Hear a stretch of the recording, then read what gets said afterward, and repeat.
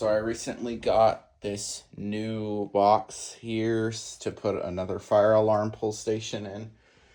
And we're just going to test it in this video.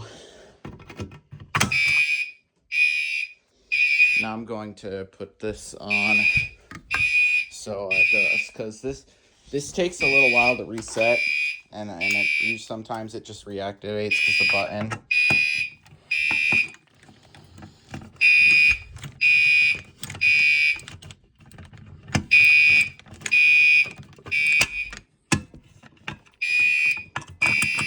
I need to hold it shut. Hold on. That's tight. I guess we can go turn this off. Okay. So that's done.